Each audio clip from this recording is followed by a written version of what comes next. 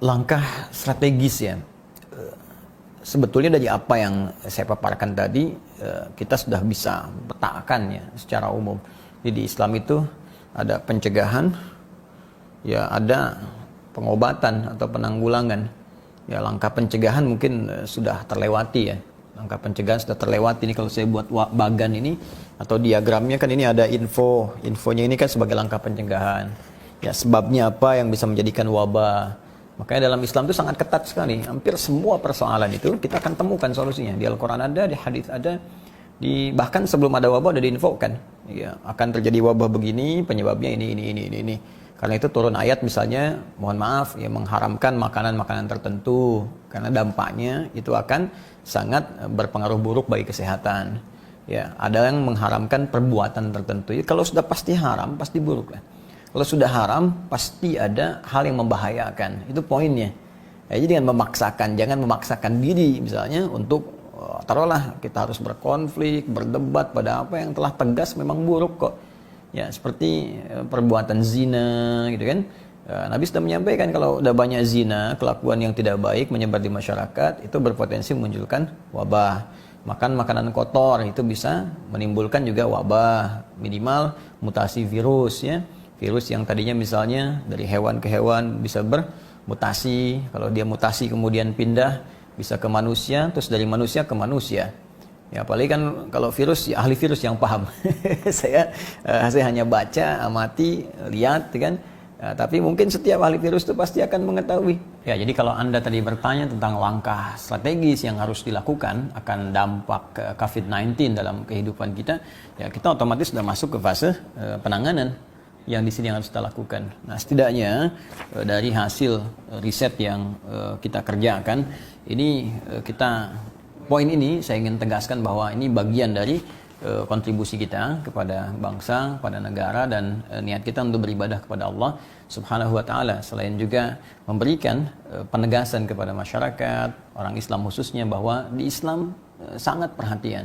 Di Islam solusi, di Islam itu solusi, Islam itu ya pemberi jalan keluar ya dan jauh dari kesan-kesan negatif yang sering dimunculkan banyak orang. Jadi dalam konteks penanganan ini ada beberapa dampak yang diduga disampaikan melalui syariat akan terjadi. Ya, misal ada dampak yang memicu kepada mental ya, mental dari kepanikan, sedangkan panik itu jadi persoalan. Ya, maka dari sini ada hal-hal strategis yang harus kita kerjakan, penjelasan ke masyarakat. Misalnya ahli virus bicara tentang virusnya, ya ahli agama bicara tentang bagaimana menenangkan hati, tentang jiwa dan sebagainya.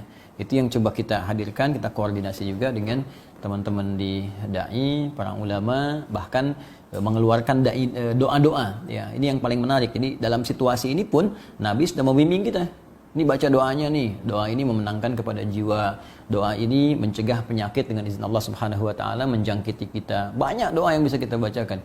Ya, yang paling populer misalnya zikir pagi dan petang itu ya bismillahilladzi la yadhurru ma'asmihi syai'un fil ardi wala fis sama' wa huwas samiul alim. Dan subhanallah walhamdulillah wala ilaha illallah wallahu akbar. Jadi doa-doa itu dari sisi spiritual. Dari sisi ahli yang virus misalnya ya bisa menerangkan ya seperti apa sih sebarannya gitu. Ya pola penyebarannya bagaimana sehingga kita berhati-hati. Kemudian struktur virusnya seperti apa, apakah ganas atau tidak, berapa hari masa inkubasinya di dalam tubuh yang kemudian bereaksi dengan antibodi, karena Allah sendiri menerangkan kita diciptakan dengan sempurna ya, bahwa Nabi memberi isyarat di tubuh kita ada kekuatan. Jadi sudah pasti saya punya keyakinan walaupun saya bukan ahli virus, ketika virus masuk pasti ada proses dalam diri kita, ada antibodi yang akan melawan. Mungkin reaksinya bisa batuk, bisa pilek dulu, bisa keluar lendir, sudah itu demam. Ya, tapi kan kita nggak tahu apa yang terjadi dalam fase itu, apa orang ini sakit atau antibodi yang sedang bereaksi. Ya, berapa lama bereaksi itu? Dan ketika itu muncul, memakan virus-virusnya, berapa lama virusnya hilang? Nah, dari sini kita juga bisa petakan. Jadi, kita bisa berikan edukasi ke masyarakat. Ini kan ada yang sembuh nih, ya 103 orang. Nah, kenapa kita tidak ambil testimoni misalnya dari dokter yang menanganinya, medis yang menangani, ya, mustahil 103 ini bisa sembuh ya, kalau tidak ada treatment yang dikerjakan. Jadi kita bisa sampaikan ke masyarakat supaya juga mencegah rumah sakit itu langsung membludak, sehingga banyak tenaga medis yang mungkin mohon maaf nih karena kesulitan, kelelahan yang sangat boleh jadi juga bisa mengakibatkan bahaya yang lebih fatal. Mungkin kematian yang terjadi ya kalau wafat takdir Allah, tapi sebabnya itu kan yang kita bahas. Ya, mungkin kematian yang terjadi bukan karena coronanya, boleh jadi kelelahannya, ya, tak tertangani karena situasi yang banyak dan sebagainya. Jadi kalau kita jelaskan ini sembuh nih karena seperti ini. Ternyata virus yang bereaksi dalam tubuh kita itu bisa dilawan antibodi, berproses 14 hari kalau makannya benar, sehat, olahraga sedikit, isolasinya cukup, teratur, mungkin bisa sembuh misalnya, atau bagaimana treatment yang lainnya. Ya, kemudian dalam konteks yang itu kita riset juga. Jadi ada beberapa yang disebutkan Nabi SAW, saya langsung cari tuh. Jadi begitu dapat gejalanya, ini COVID begini, jadi mulai sesak nafas, batuk-batuk, imunnya berkurang, badan lemas. Kita cari apa di referensi hadis Nabi SAW tentang bab obat-obatan yang kira-kira senafas dengan itu. Nah, ternyata ada satu materi, cuma saya belum bisa tunjukkan ya, karena ini nggak ada di Indonesia. Tapi saya sudah dapatkan, ini dari tempat tertentu khusus, ini nggak bisa saya buka dalam kesempatan saat ini, tapi saya bisa berikan kepada pihak yang berkepentingan, baik di negara misalnya, Kementerian Kesehatan, untuk diuji. Ya, kalau memang ada bagus, ya bisa digunakan. Ya, beberapa yang ada gejala saya coba berikan juga, belum tentu corona ya, jadi yang batuk, yang demam, yang apa, saya coba sampaikan seperti pernah ditunjukkan orang-orang sebelumnya, dan alhamdulillah ternyata hasilnya sangat cepat. Batuk hilang, demam juga hilang dalam beberapa waktu, tapi itu belum tentu juga gejala COVID-19. Singkatnya ke situ. Nah, tapi ada dampak yang juga mungkin diisyaratkan dalam khazanah keislaman. Hal-hal semacam ini itu pasti akan berdampak pada aspek ekonomi. Sudah pasti. Nah, sekarang bagaimana Islam memberikan solusi dalam keadaan seperti itu? Ya, ketimpangan, mulai lesu, bahan baku mulai sulit, ya, karyawan mulai banyak dirumahkan, segala rupa. Dalam kondisi itu seperti apa kondisinya? Bagaimana Islam memberikan solusi dalam situasi demikian? Maka ada hal yang sangat menarik ya. Dalam kondisi ini, Nabi pernah saat berhijrah dari Makkah Al-Mukarramah kemudian sampai di Yathrib. Dulu Yathrib namanya. Ya, Yathrib sebelum menjadi Al-Madinah, sebelum jadi kota ya. Jadi mohon maaf daerahnya sangat tertinggal, ekonominya juga nggak berkembang bagus ya. Terus ya jauhlah dari sisi ideal yang digambarkan sebelum kemudian berubah menjadi lebih baik dan suasana kota dan sangat maju sampai memberikan pancaran cahaya ke seluruh penghujung dunia. Sehingga dikenal dengan Al-Madinah, kota Al-Munawwarah yang terpancar dengan cahaya-cahaya kemuliaan. Nah, secara singkatnya Nabi datang, situasi kemiskinan banyak. Maka yang paling mudah secara sosial dilakukan adalah Nabi dengan petunjuk Allah Subhanahu wa taala diperintahkan mempersaudarakan. Di masyarakat ya, khususnya dalam umat Islam, Muhajirin dengan Ansar, juga masyarakat pada umumnya, dan persaudaraan ini efektif. Ya, kalau Anda lihat, ini kan yang dibahas di bab-bab sejarah itu persaudaraan Muhajirin Ansar dihafalkan sampai istilahnya. Tapi esensinya apa gitu? Ya, yang kaya dipersaudarakan untuk membantu yang belum berkecukupan, yang ada dalam kesulitan. Maka dipersaudarakan si fulan dengan si fulan.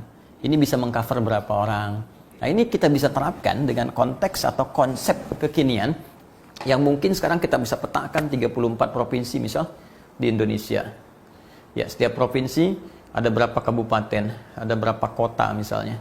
Ya, lalu kepala daerahnya, taruhlah di sini ada ya, ini gubernurnya, di sini misalnya bupatinya, ya, atau wali kotanya.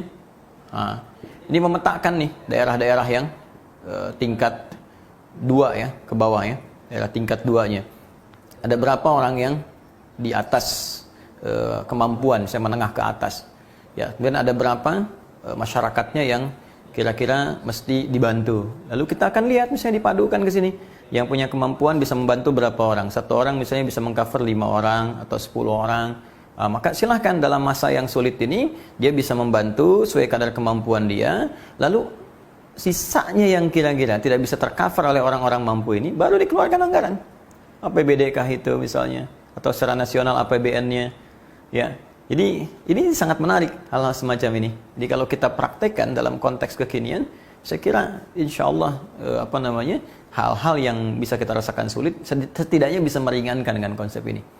Ya, belum lagi dengan teori misalnya fikih tijarahnya, fikih bisnisnya. Dalam situasi yang sulit sekarang ini apa yang bisa dikerjakan? Mungkin teman-teman yang di konveksi, yang sebagian ada yang jatuh, ada yang sulit. Kenapa Anda tidak beralih kepada aspek yang dibutuhkan masyarakat? Yang bisa bikin masker kayak tadi yang ini saya contohkan, tapi ini sosial. Ya karena saya bukan pebisnis, ya, saya alim, ulama, ustadz, pengajar, jadi saya memberikan referensi, Anda bisa mengeksekusi. Anda buat masker misalnya, ya kemudian dibuat khas, sampaikan ke masyarakat, nih HPH-nya berapa? Ini kan HPH-nya kalau dihitung-hitung kalau yang biasa mungkin di bawah Rp5.000. Ya sekarang masker yang tadi misalnya yang N95 ya kemudian dijual misalnya 7.000, 350.000 dibagi 50 7.000. Ini kalau Anda bikin HPH di bawah 5.000, 2.000, 3.000, Anda jual 7.000 dengan yang sama, Anda cuci lagi 2-3 kali pakai gitu kan. Ini setidaknya untuk masyarakat bisa digunakan. Kemudian kalau yang seperti ini yang halus apa mungkin lebih beda lagi, HPH-nya bisa berbeda misalnya, ya. Nah, ini silahkan Anda nanti ambil keuntungan dari situ untuk menghidupkan karyawan aja sementara dan tidak harus bebani masyarakat. Jangan jual misalnya 25.000, 30.000, Anda HPH cuma 5.000.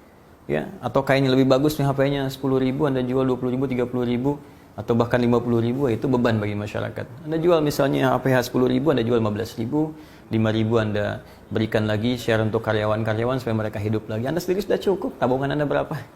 Aset Anda berapa? Setidaknya Anda berpikir untuk menghidupkan karyawan. Ya, itu akan lebih baik. Jadi situasi semacam ini, kreativitas perlu dibangun, energi positif perlu disatukan, keterbukaan juga perlu dibangun, dan yang paling penting semua berpikir positif untuk menghadirkan solusi. Jadi ini yang saya kerjakan selama ini. Wallahu a'lam di mana yang Allah ridai, tapi kita telah berikhtiar. Semoga Allah mengikhlaskan niat kita semua, dan lebih daripada itu, semoga dengan ujian ini kita lebih menyadari siapa diri kita. Ya, coba sekali lagi dilihat, kita seorang hamba yang pasti akan berpulang kepada Allah Subhanahu wa taala. Jangan sampai dengan ujian seperti ini pun kita malah semakin jauh dari Allah Subhanahu wa taala. Ya, keinginan untuk ibadah semakin berkurang, rasa malas semakin meningkat. Ya, dan itu tanda-tanda ada hal yang harus sangat diperbaiki sebelum nyawa sampai di kerongkongan dan tidak ada jalan bagi kita untuk memperbaiki kembali. Ya, setidaknya koreksi diri kita, perbaiki amal soleh kita, karena semua kita pasti akan berpulang pada Allah Subhanahu wa taala. Anda mengisolasi diri, harap-harap corona tak masuk, tapi malaikat maut tidak akan pernah punya sekat untuk bisa membawa Anda kembali kepada Sang Pencipta. Ya, sekali lagi ini pun adalah saat yang baik untuk saling bersinergi dalam kebaikan dan menghadirkan amal soleh yang boleh jadi itu meringankan beban kita di hadapan Allah Subhanahu wa taala. Saya kira itu. Terima kasih. Assalamualaikum warahmatullahi wabarakatuh.